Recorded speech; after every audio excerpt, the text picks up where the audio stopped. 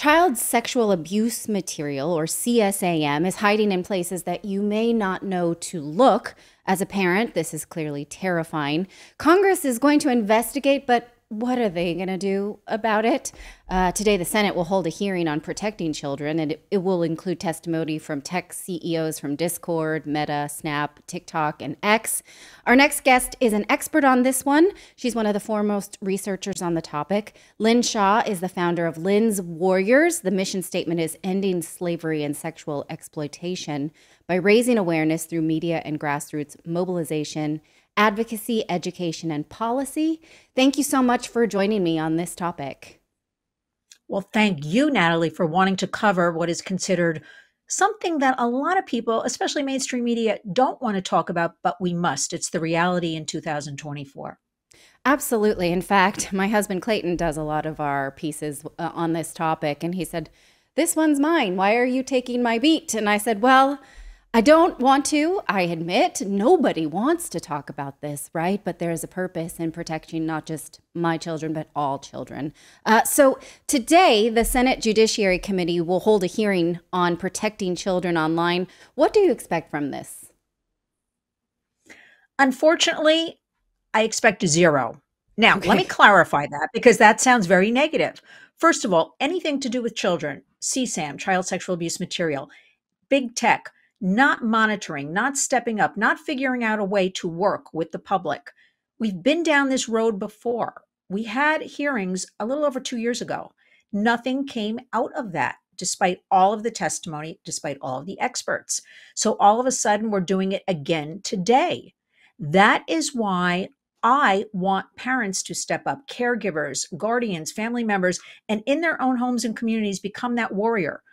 But Natalie, they need the education. They need to know what's going on. They need to know what's happening online. So that's where I kind of want to put the focus. I will be following up about this congressional hearing. There was also a rally happening at 3 p.m. on Capitol Hill that many of the parents who have lost children and children who've been affected by anything that happened to them, bullying, sextortion online, will all be protesting right outside of that congressional hearing. So at least I'm very hopeful and positive in 2024. We're raising more awareness. We're bringing more hope. More people are understanding what is going on. And that is exactly what we want to happen. Okay, but let's pretend that they didn't miss what you think that they are going to miss. What is it? What's the thing? Where is this lurking that we might not know? First of all, big tech. It's a very easy answer. There's a lot of money to be made. There's a lot of money to be made from the eyeballs of our children. There's a lot of money to be made from the traffic our children generate. We do have a mental, health crisis among our youth. We do have internet addictions. All of this can be backed up by studies and stats. Okay.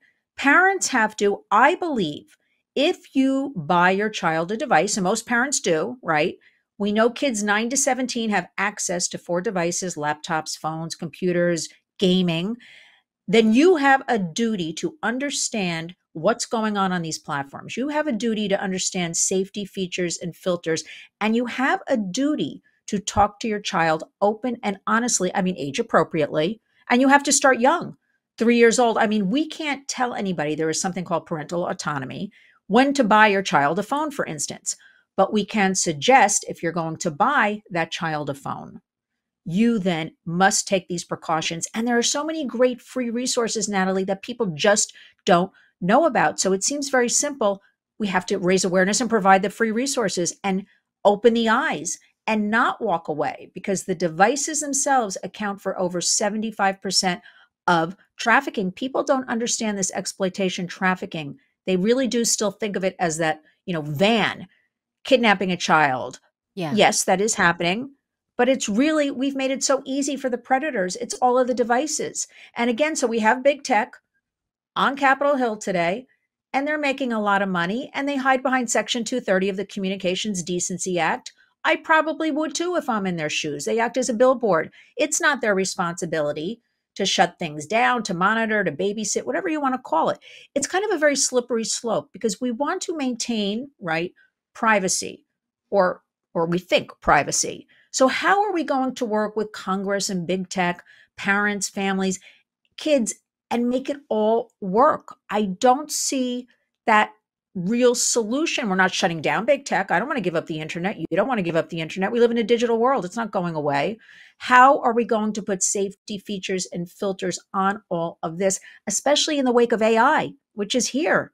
And that's Yes. even more frightening. So we have to start talking about it, So explaining to the kids. The kids are so smart, Natalie. Like, we have to talk to them. There's nothing embarrassing here. Open and honest communication. So, what you're concerned about the most is sort of entrapment of children, where they sort of participate in something they think is innocent and then they are led into something more sinister. And a lot of research shows that, they might sort of trust an adult. They don't know it's an adult. Maybe they're participating in what seems innocent. And then it gets increasingly uncomfortable. They feel responsible because they've been talking to someone, and all of a sudden they're in a place that they feel like they can't go ask for help. Someone's asking them for pictures they don't want to send, things like that. So you're worried about children being pulled into something, right? Not necessarily people trafficking images and kidnapping children. It's a little bit more, I want to say, subtle than that, right?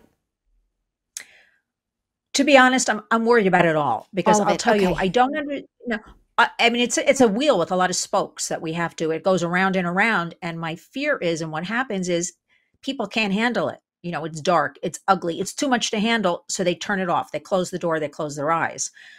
What I'm trying to get at is, actually, I used to educate a lot of kids. I have now taken this new tactic. I have to educate the adults, the parents, the guardians, the family members, what is going on, so they can take that home to the kids. I mean, Natalie, why? We have all the information available. I mean, we have to vet and things like that. We've got all this information online.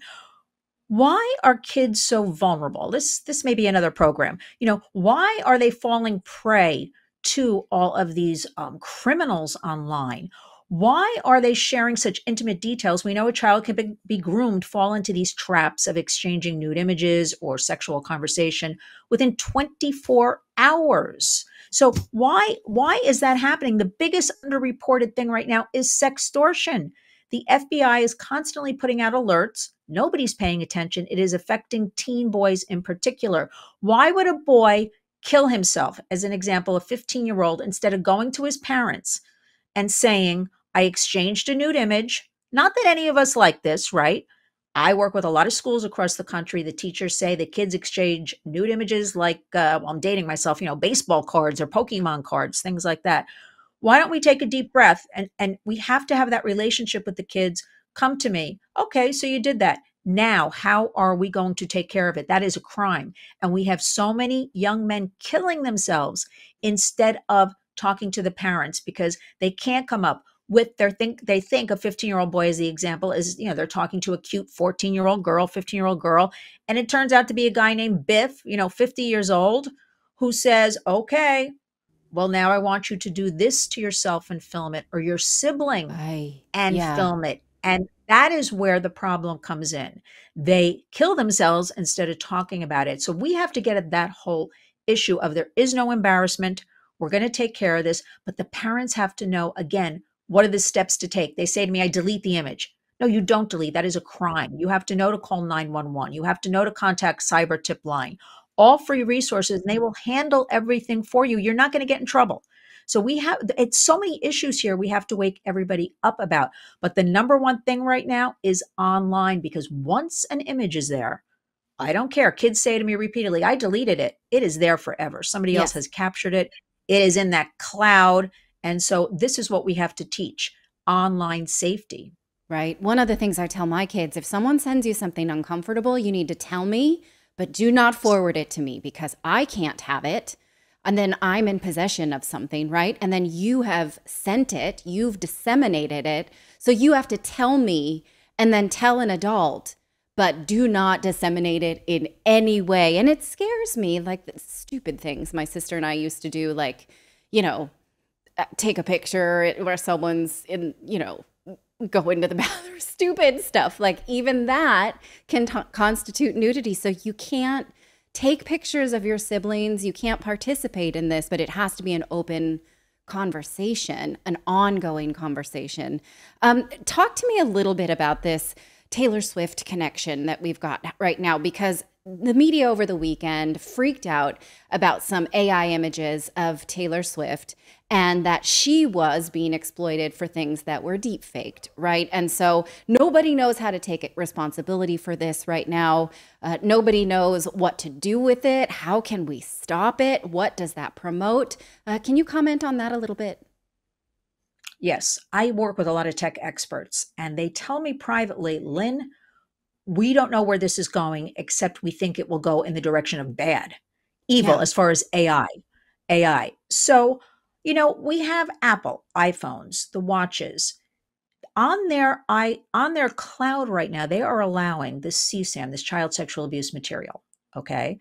They announced in 2021 they were going to work with the community for safety, work with, Congress, work with everybody. We're going to start monitoring this.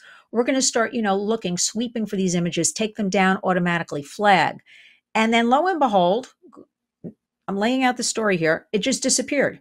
Everybody was excited. Okay, we have some action from big tech. Maybe the other platforms will follow suit. We'll figure this all out together.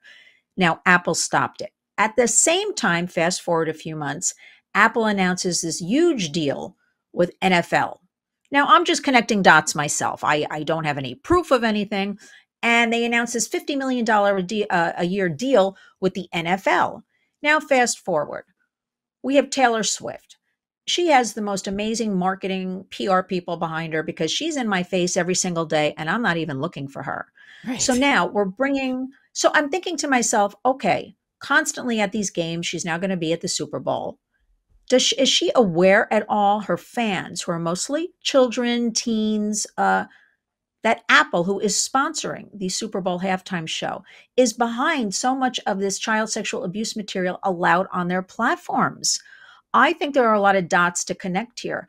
I think the public needs to be made aware. I think there needs to be some sort of backlash that this is unacceptable. Why is this allowed? Why aren't we talking about it more? Why aren't we saying we will not have any of this? Enough. There is a war on for our children.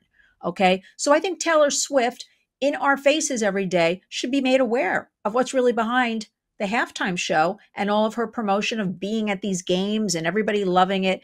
There's a lot to think about here with all of this going on, especially in light of her fans are basically pretty young. Right. And what's interesting is that the conversation right now is so much around censoring people for saying things about COVID or saying things about Russia or saying things about Ukraine. And we sort of gloss over what is actually dangerous to say online or show online or participating online. And so it seems disproportionate, don't you think? Something you hit the nail on the head because every day I ask the question, how come I can tweet something? It can even be I'm retweeting a story that's vetted from a news source, and they'll tell me I am, abusing community standards or something, or I can't tweet that. How come they don't any of this child abuse material? How come none of it pretty much is censored? Right? I don't understand it. I ask Congress, I ask other organizations I work with, experts in the field, lawyers. Nobody has an answer for me, Natalie. Why is this allowed at all? There is no censoring of this material. I can only say, again, the answer of follow the money because it's making so much money for people, for traffickers. And again, all these images online, servers are in other countries. It is hard. There aren't the resources. It's hard to deal the red tape with other countries, how to get at this material, to take it down. So it's just a big mishmash of a mess. But again, to your point, why isn't any of this censored? Yet Hmm. an innocent tweet about a vaccine, I don't like a vaccine, could be censored. Makes no sense. It doesn't. You mentioned a few free tools that parents can look into. What are those? Two of the best are colleagues of mine. One is called Protect Young Eyes, protectyoungeyes.com. Our good friend Chris McKenna, he will for you, and it's on the website, protectyoungeyes.com, every single device. He will explain to you how you put the safety features and filters on. He will explain something, Natalie, I wasn't even aware of, routers in your home, how you can protect yourself with a router. So he's got all that going on, all free information. It is a wonderful, wonderful resource. You can write to him, find it on the website, his email. He will help you for all free. Now we go to the second one, Bark, BARK, like a dog, bark.us. For a small fee, they will monitor text messages, incoming, emails, anything with images for you. It's very reasonably priced. For the older kids, it's like $9.99 a month. The younger kids, $4.99, and you will be alerted to something that's not right coming in on that child's phone. So this is another tool, even though it costs a few dollars. I am telling you, it is the number one tool to keep you and your kids safe and open it up. And also just general awareness of being aware this is going on. Follow Lynn's Warriors. I mean, I named everything Lynn's Warriors. I put out so much free information. Use this toolkit. Do this. Here's what's happening. Here's a headline. Just be aware and talk. The number one thing, Natalie, talk to your child. Talk to them. So what platforms are you on? Know what's on their phone or their laptop. Know how many friends do they have? I mean, you really should only have people you know, right? Not strangers. Yeah. Talk to them. Again, if somebody approaches you or says something you're not sure of, uncomfortable, you have to go to that adult. You have to just start opening up the communication. We have to get back to that. And I also recommend, and it works because we work on it, devices at nighttime are kept out of the bedrooms of children. Yes. No devices. They need their sleep. They stay up all night scrolling, swiping, disturbed. A lot of things happen. And you know what? Get those devices out. The kids report back to us after a little screaming and kicking. They are so much happier when they don't have to deal with all of that. And the parents are happier too. Keep the devices off of the kitchen table, the dinner table, when you're eating. And another simple trick is, just when you're in the car with the kids driving somewhere, have a little conversation just about, online use. But it really begins with starting just those simple little facts. Put down the phones, including the adults. Kids are watching us in the home. Okay. Put the phones Clayton. all down for 15 minutes because we're all addicted to this. Just show them by example, 15 minutes. But we must get a handle on this because right now the law is lagging behind all of this technology. The predators are winning. Yeah. Okay. Can I get a little maybe conspiracy? I'm just going to ask this question and see if you have a response to it. Because before I started to read and study these types of things, and especially read books on adolescence, because I have some, I may not have seen it this way, but now I sort of feel like certain political parties have a transhumanistic agenda to ruin the sexuality of everybody as a control mechanism. What's referred to as transhumanism. Just, let's break down all bodily functions and human functions and create droids of human beings that we can control. And I feel like the lip service done to protect children feeds into that. I don't have proof. I just feel it. Can you respond to that? Have I gone too far? What do you think? Well, you can never go too far with any of this. And That's number one. Conspiracy to me actually means truth because a lot of conspiracies, we were told things were conspiracies, fast forward, right, have proven to be true. So what I'm going to say about it, this is my opinion, there is a war on for children. Yeah. Unfortunately, I don't think anybody really care about children. It's a shocking statement for me to make. I think they look at them as a commodity. Okay. I think that they want adults and children to be as one. I think they want everybody sitting behind a computer, not going outside, not going to school, not going to work. And this universe and this meta and these bots are going to control everything. And I think that is what they want. Total control. And I don't think you are off at all with what you are saying, because just in the last year, I am seeing, Natalie, on a daily basis, what is going on with children, with the lack of, the parent understanding, with the lack of Congress or elected officials really caring about any of this. Because I ask you, Natalie, with all of this going on, why aren't people out in the streets protesting about all of this? Safety for kids. Now, again, I have hope. Today, we do have a rally in Washington going on for all of this. But en masse, we're more concerned about Taylor Swift being at the Super Bowl. Can you imagine? Which, by the way, is one of the biggest trafficking events of the year every year. Wherever you have large groups of people, they fly in from all over the world. They traffic children, they traffic adults. There's a lot of money to be made. Why is nobody really talking about that? Yeah, sure. There's a little bit talk about it. Be aware, say something, but not enough. There is a war on, and everything is being looked at with the low-hanging fruit.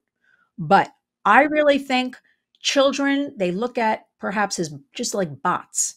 They almost don't exist. They just make us money and we're just going to keep going for it because there's no accountability. It's very frightening. And the AI on top of all of this is the most frightening thing that keeps me up at night. Yeah.